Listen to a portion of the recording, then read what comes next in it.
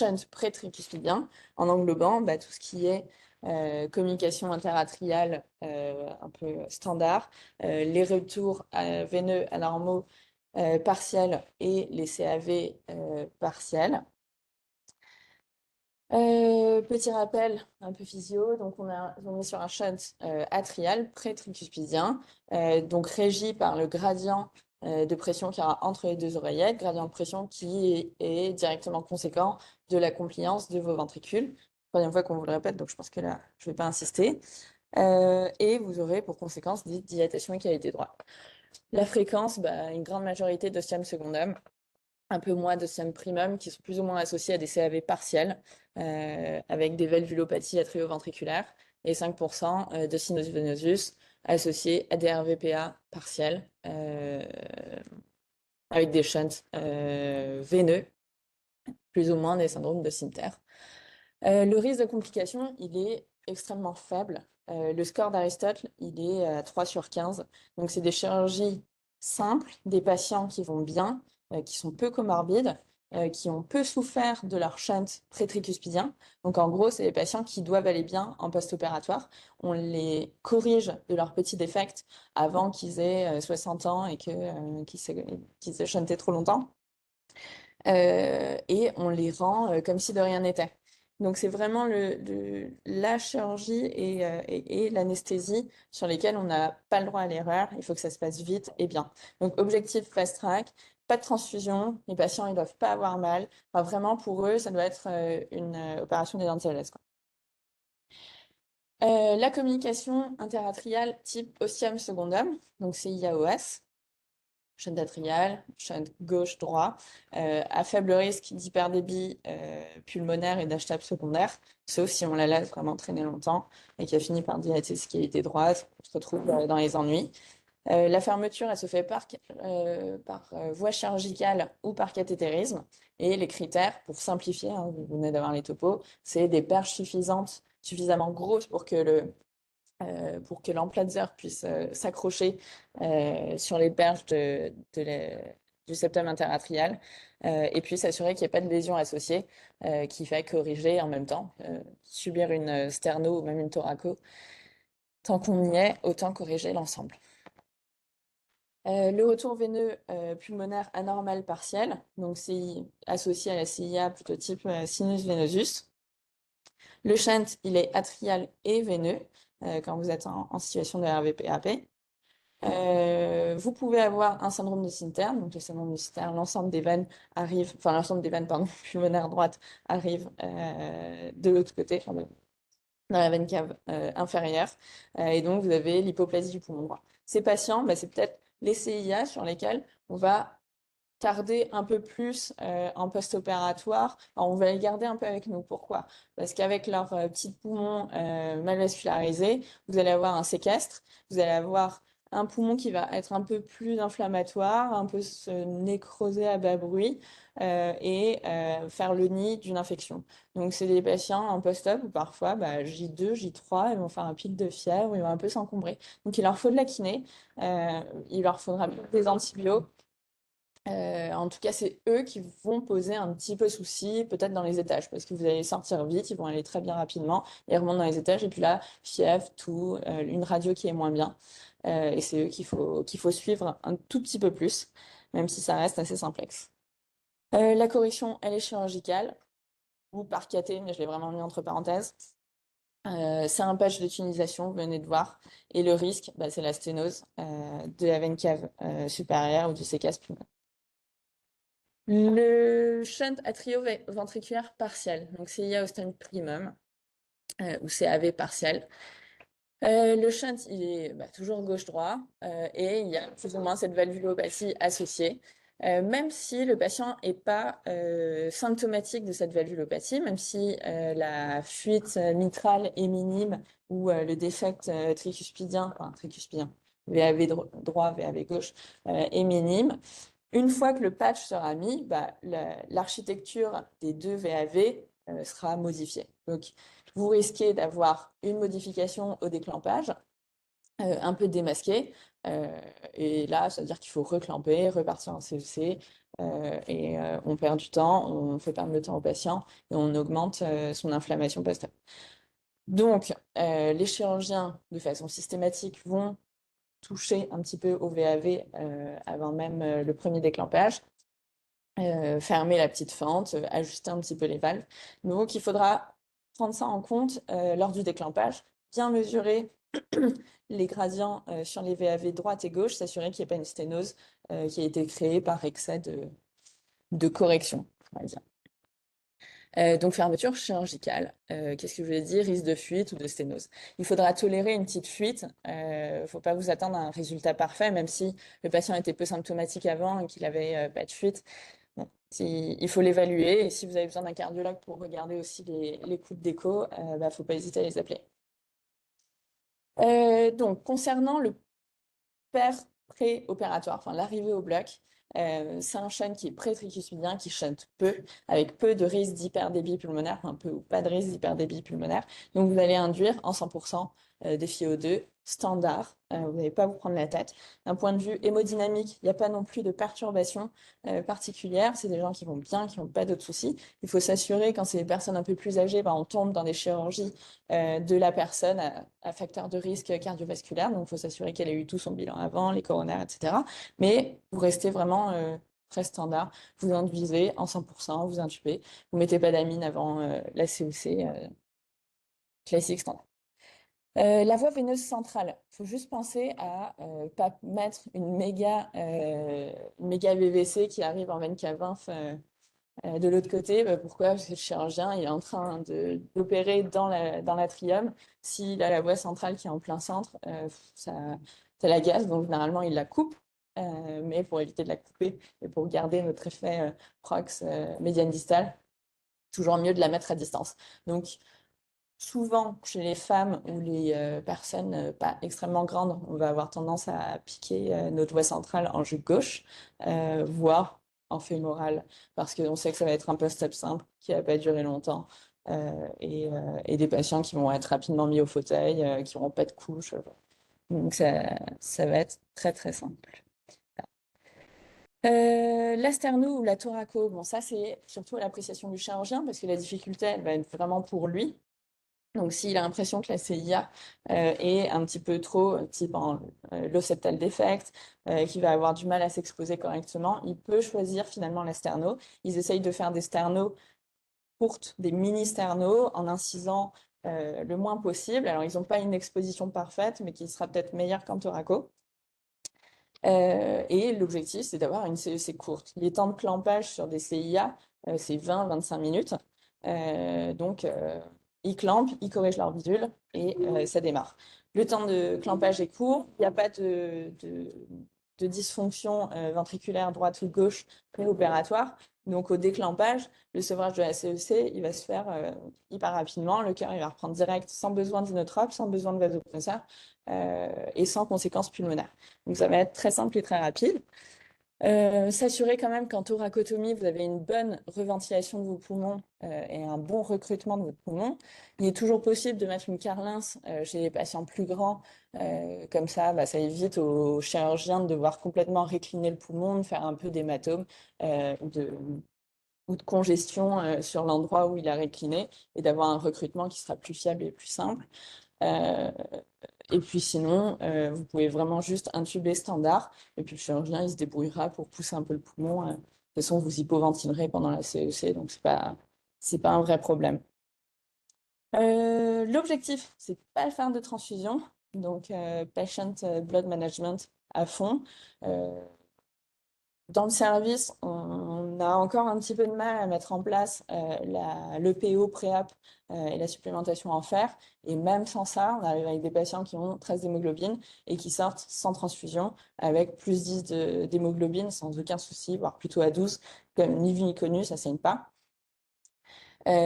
Si jamais vous avez un patient qui a plutôt une bonne volémie, qui n'est pas resté à jeun pendant 24 heures, qui a un taux d'hémoglobine qui est peut-être un petit peu juste, par un petit peu juste, on pourrait se dire inférieur à 12 sans qu'il y ait de réel cut-off, on peut proposer au chirurgien de partir en rétropriming, d'éviter de le diluer. on sait que ça va pas beaucoup saigner, on n'aura pas besoin de le remplir beaucoup après de toute façon.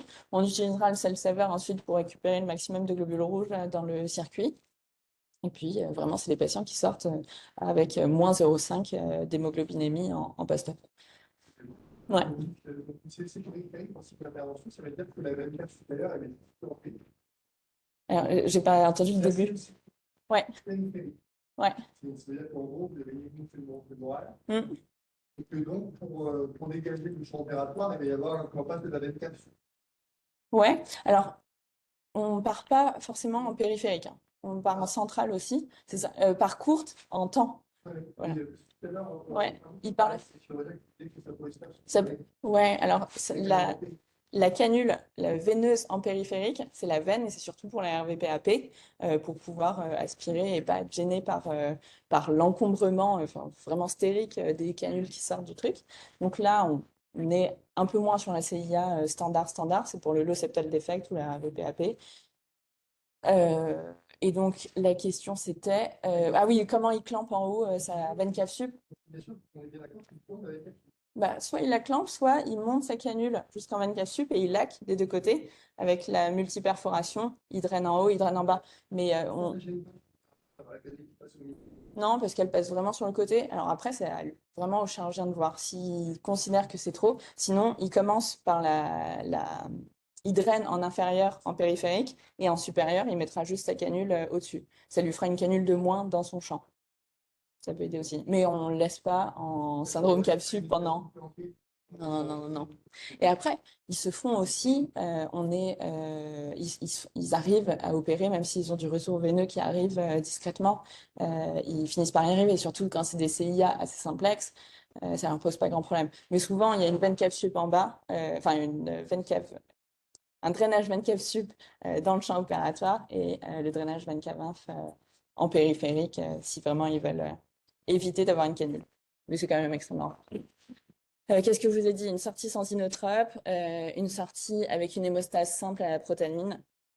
Et puis, en termes d'analgésie, quand on est sur des thoracotomies, on ne fait pas de blocs paravertébraux en ALR one shot, mais on demande au chirurgien simplement de poser son cathé paravertébral avec une position qui reste parfois un peu aléatoire, avec un effet qui est plus pleural que paravertébral vrai, qui est efficace, anaropéine. Et... Pardon? Non, non, non, vraiment sur la bord de la thoraco. Ouais, en thoraco. Non, non, pas du tout en sterno. En sterno, il y a des équipes qui font de l'ALR, mais pour le coup, on n'en fait pas. C'est des patients aussi qui vont peu saigner en thoraco post-op. Les drains sont simples et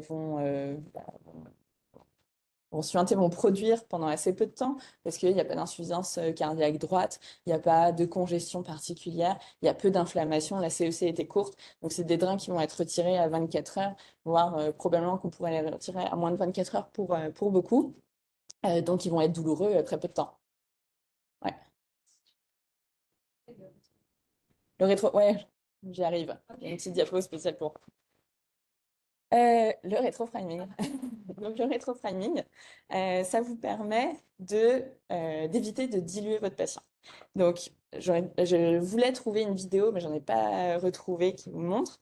Donc, vous avez votre drainage qui est veine cave sup, veine cave inf, et votre artère, enfin votre canule de réinjection artérielle, aortique, qui pousse le sang. Donc, drainage veineux, et on pousse le sang. Le circuit, pour les petits kilos, est primé au sérum phi, enfin au cristalloïde, peu importe, c'est sûrement du plasmanide plutôt. Et donc, si vous démarrez avec le circuit plein de plasmalite, que vous avez cannulé votre aorte et que vous avez cannulé vos deux caves, sup et inf, vous allez tirer du sang en veine cave sup, veine cave inf, et ce qui va sortir dans l'aorte, ça va être du plasmalite. Donc, suivant le circuit, suivant leur réservoir, leur oxy, etc., le volume il peut être très variable. Si vous partez en rétropriming, vous allez commencer par purger le circuit avec le sang du patient. Donc en fait, vous allez cannuler, aspirer, pas aspirer, mais laisser le sang venir dans l'ensemble du circuit à rétro, c'est-à-dire par les veines caves qui vont venir remplir le circuit doucement. Le plasmalyte va être jeté à part. Et ensuite, dès qu'on arrive, alors dans l'idéal, c'est purger l'ensemble du circuit avec le sang du patient et ensuite se connecter à la horte et le patient tourne en circuit fermé avec uniquement son volume sanguin propre, sans le volume sanguin qu'on apporte par le priming.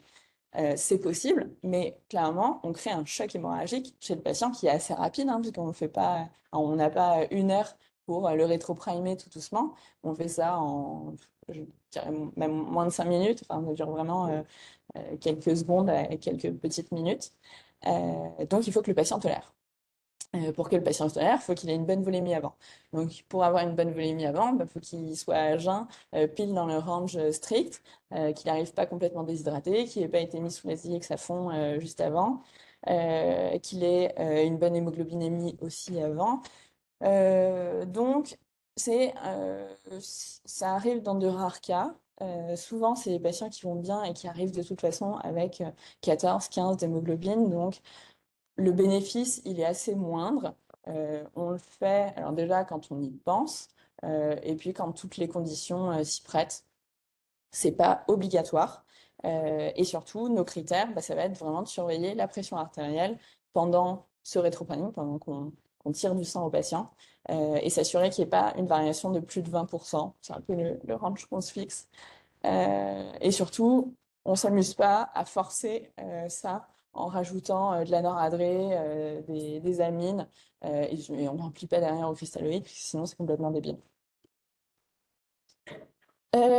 Ensuite, le post-opératoire. Donc le post-opératoire, objectif vraiment simple. Les patients, ils passent 48 heures dans le service. En fait, on enlève le drain. Dès qu'on a enlevé le drain, il remonte. Euh, On essaye au maximum d'optimiser la transfusion, donc soit en leur administrant de l'EPO avec un protocole, mais qui doit être très bien organisé, un circuit préopératoire organisé avec les services de chirurgie, avec les consultes cardio, les consultes anest, pour qu'ils aient leur injection de vénofer et leur fer en supplémentation, fer qui est souvent parfois mal toléré en péros, donc il faut les voir en HDJ. Bref, c'est une vraie organisation de service et d'hôpital à avoir. Donc, si vous n'y arrivez pas en préopératoire, au moins essayez de l'optimiser en post-op. La supplémentation en fer, vous pouvez demander une transférine, un coeptosat, Monsieur Mouton est déjà arrivé. Mais de toute façon, il y a eu une déglobulisation opératoire, donc vous pouvez mettre vos premières doses de fer sur 1, 2 semaines, enfin sur la durée de l'hospice, ne pas prolonger forcément cette supplémentation en fer péros après, parce que bah, ils auront un taux d'hémoglobine qui sera correct. Le PO, pas hésiter à en faire non plus assez facilement. Le management respiratoire, bah, extubation, vraiment, il sort du bloc. Vous refaites une écho du péricarde, vous vous assurez qu'il n'y ait pas d'anomalie. Les lésions résiduelles, type CIA résiduelle, sténose des veines pulmonaires. Qu'est-ce qu'il pourrait y avoir d'autre? Sténose du sinus co avec un patch qui tirerait un petit peu le sinus coronaire. Tout ça, ça a été contrôlé, vérifié en péropératoire avec le TO, enfin, en post-CEC avec le TO. Donc, pas besoin de s'attarder sur cette échographie post-op, une fois arrivé en réa. Un coup de péricarde, on s'assure que les 2 ventricules fonctionnent bien. Vous faites une radio, vous vous assurez que le recrutement pulmonaire a été bon si c'est une thoraco. Un peu de drainage, d'aspiration, de kiné si nécessaire, et encore, c'est vraiment facultatif. Et puis, vous extubez votre patient le plus vite possible. Pas de sédation en post-op prolongé, vraiment du propofol à dose minimale. Et puis, ça extube vite. La mobilisation, bah, dès J0 ou J1 en fonction du patient, mais ils sont peu douloureux et ça avance vite. Bien les analgésier. Donc, être efficace, pas avoir peur de la PCA, de la morphine et enchaîner. Il faut qu'ils se mobilisent vite, il faut qu'ils reprennent une bonne mécanique ventilatoire vide, donc il faut les soulager comme il faut. Une fois le drap enlevé, ils se sentiront beaucoup mieux. Donc dès J1, ils pourront se remettre debout sans problème.